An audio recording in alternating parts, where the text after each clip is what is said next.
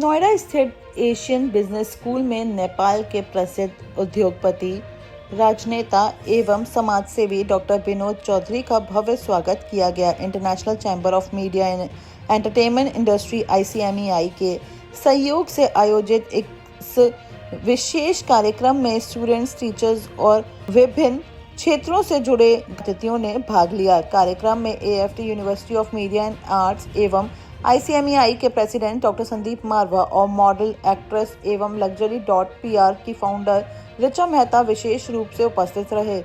इस दौरान डॉक्टर संदीप मारवा ने डॉक्टर विनोद चौधरी को साउथ एशिया के सबसे सफल एंटरप्रेन्योर में से एक बताते हुए कहा कि उनका अनुभव, संघर्ष और दूरदर्शिता युवाओं के लिए प्रेरणा का स्रोत है। अपने संबोधन में डॉक्टर विनोद चौधरी ने डॉक्टर संदीप मारवा की सराहना करते हुए कहा कि एशियन बिजनेस स्कूल आकर स्टूडेंट्स के साथ संवाद करना उनके लिए बहुत ही सुखद और प्रेरणादायक अनुभव रहा। उन्होंने अपनी प्रसिद्ध पुस्तक मेड इन नेपाल का उल्लेख करते हुए एंटरप्रेन्योरशिप, संघर्ष और सफलता की अपनी यात्रा साझा की। उन्होंने कहा कि भारत और नेपाल के रिश्ते सिर्फ पड़ोसी देशों के ही नहीं बल्कि साझे इतिहास, संस्कृति, विरासत और भावनात्मक जुड़ाव के प्रतीक हैं। कार्यक्रम के दौरान आयोजित क्वेश्चन आंसर सेशन में स्टूडेंट्स और फैकल्टी मेंबर ने बिजनेस, लीडरशिप, सक्सेस और इंडिया नेपाल रिलेशनशिप से जुड़े कई महत्वपूर्ण प्रश्न पूछे। डॉक्टर चौधरी ने सभी सवालों के जवाब देते हुए स्टूडेंट्स को सफलता के कई महत्वपूर्ण मंत्र भी बताए। कार्यक्रम के समापन पर डॉक्टर संदीप मारवा ने अतिथिगण को मोमेंटो भेंट कर सम्मानित किया और उनके आगमन के लिए आभार भी व्यक्त किया। मारवा स्टूडियो के संस्थानों के इतिहास में एक ये ऐतिहासिक दिन है। आज हमारे बीच में आदरणीय विनोद चौधरी जी नेपाल से यहाँ पहुँचे हुए हैं। विनोद चौधरी जी का नेपाल के सबसे ज़्यादा चर्चित और जाने पहचाने लोगों में एक बहुत बड़ा नाम है। आपका बोलबाला सारी दुनिया में है। आपने अपने बिजनेस के ज़रिए नेपाल का ही नाम नहीं बल्कि एक बिजनेस कम्युनिटी का जो नाम किया है उसका श्रेय इनको जाता है। हमें आज बड़ा गर्व है। आज हम लोग बहुत खुश हैं कि हम आज आदरणीय विनोद चौधरी जी को एशियन बिजनेस स्कूल के साथ जोड़ सके। उनका आना ही अपने आप में एक बहुत बड़ी बात थी। उन्होंने आज एड्रेस किया है इस संस्थान में और मैं समझता हूँ एक नया जोश, एक नई लगन, एक नई उम्मीद पैदा की है।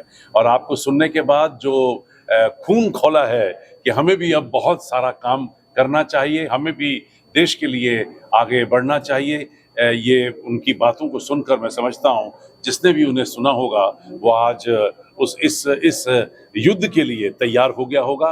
और ये मुझे बड़ी खुशी है कि आपने हमारे एडवाइजरी बोर्ड को मेंबर बनने को एक्सेप्ट किया है और मुझे उम्मीद है कि आने वाले दिनों में हमें आपसे बहुत सारी नई चीज़ें सीखने को मिलेंगी। इस तरह के जो संवाद होते हैं वो दो देशों के बीच रिलेशन जोड़ने के लिए कितने जरूरी होते हैं? ये मेरा सौभाग्य है कि मैं Indo Nepal film and culture forum को यहाँ पर चेयर कर रहा हूँ और उसके अंतर्गत हम बहुत सारे कार्यक्रम ऐसे कराते रहते हैं जिनमें हम लोग हिंदुस्तान और नेपाल की मोहब्बत को, दोस्ती को, भाईचारे को आगे लाने की कोशिश करते हैं। मैं समझता हूँ आज ये सबसे बड़ा इवेंट होगा अब तक का जहाँ विनोद चौधरी जी यहाँ आए और पूरा नेपाल आज हमारी तरफ देख रहा है। और मुझे उम्मीद है कि आज के इस कार्यक्रम के बाद दोनों देशों के संबंधों में एक बहुत बड़ा बदलाव आएगा। आज के इवेंट के बारे में आप क्या कहना चाहेंगे?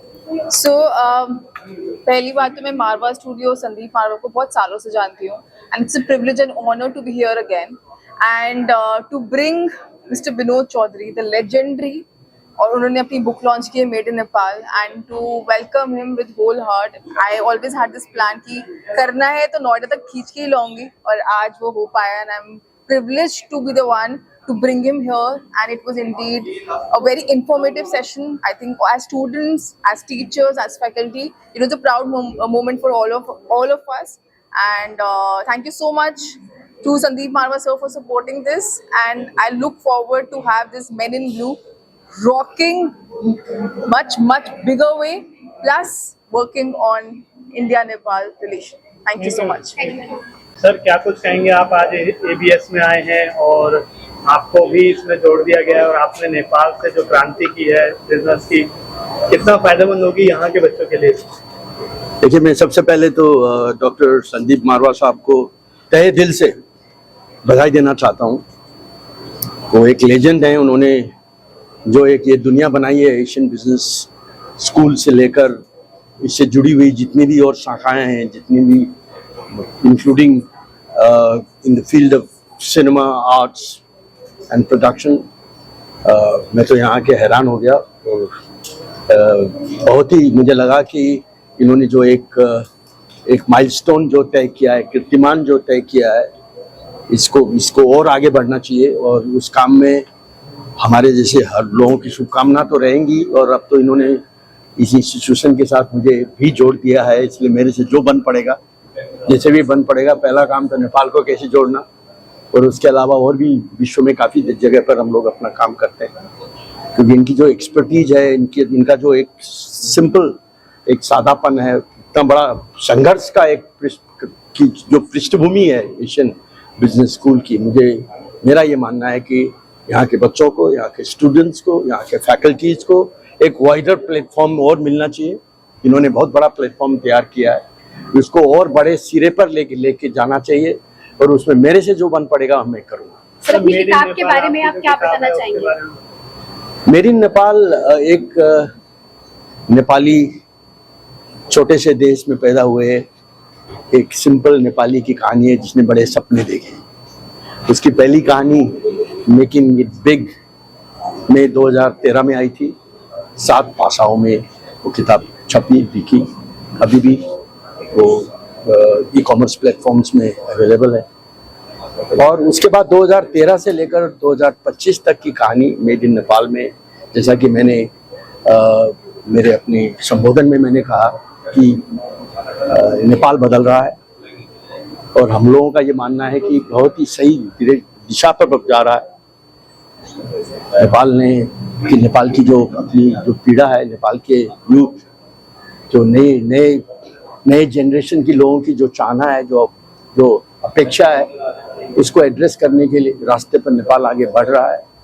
और उसी का एक हिस्सा मेड इन नेपाल भी है, जिसका नैरेटिव, इसका होल नैरेटिव अब कोई एक ग्रुप या एक व्यक्ति से संबंधित नहीं है कि बल्कि क्यों हुआ नेपाल में जेएनजी मूवमेंट, उसके पीछे क्या दर्द क्या था, और अब जेएनजी मूवमेंट के बाद जो सरकार बनी है और जिस तरह से नेपाल आगे जा रहा है, उसको हम लोग किस नज़रिए से देखते हैं, मैं अपने एक बिजनेसमैन के नज़रिए से कैसे देखता हूँ, मैंने ये शेयर करने की कोशिश की।